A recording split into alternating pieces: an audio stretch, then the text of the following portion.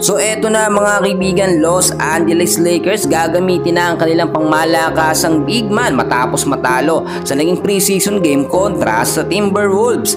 And bago yan kaibigan, palike and subscribe po muna ako, then pahit na rin po ng notification bell. Maraming salamat po. Sa naging preseason game kahapon ng Lakers at ng Timberwolves, talong Lakers sa score na 107-124. So nasubukan din yung lineup nga po ng Lakers mga kaibigan sa pamamagitan ng kanilang bagong coach na si JJ Redick.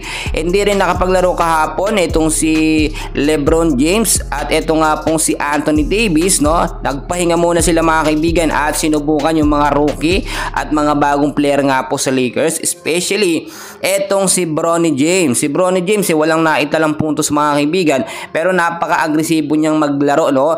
Meron din siya mga depensa kahit pa paano, nakakabutata din siya ng kalaban. Pero hindi sapat yun, kinakailangan pa rin ng Lakers ng malalakas talaga na player, especially sa lineup. At dahil nga po preseason game, mahalaga na dapat manalo sila doon mga kaibigan. Hindi naman kalakasan ng Timberwolves, no? Pero natalo ang Lakers dahil sa kanilang experimental po na lineup. Ang aking sinasabi, tulad kahapon ginamit din etong si Jackson Hayes na sentro nila. Dapat i-maintain ng Lakers na lagi silang may sentro. Kasi alam natin yung lineup ng first five ng Lakers ngayon, no, ay hindi ganun kalakas. Eto nga si LeBron James nandyan, si Angelo Russell, si Hachimura, no, at si Austin Reeves, Anthony Davis, nandyan sila. Pero hindi sapat yun mga kaibigan, kailangan talaga lagi silang may big man.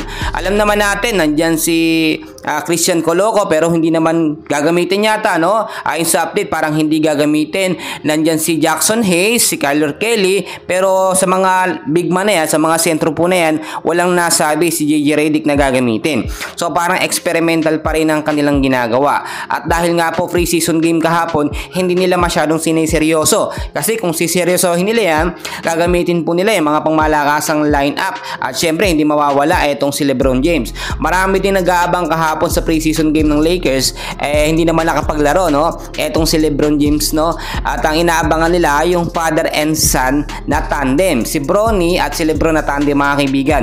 Yun po kasi yung isa sa pinaka-inaabangan po ng mga fans ng Lakers. Maraming nagsasabi hindi naman daw kampyonado, no, ang habol ng Lakers, bagkus popularity and viewership lang. Kaya nga po pinasok, no, si Bronny James. So napatunayan natin na kulang pa talaga sa experience si Bronny sa mga intense and crucial game, no, kapag mga ganyang laban na talaga. Maraming nagsasabi magaling pa nga daw ang ating pambato na si Kai Sotto kung ikukumpara kay Bronny James. Well mga kaibigan, hindi natin pwede ikumpara yan, no. Sentro si Kai Sotto, no, big man natin yan. Etong si Bronny James point guard po ng Lakers. At syempre kakapasok pa lang ni Bronny, si Kai Sotto may mga experience na yan sa mga ex-NBA player.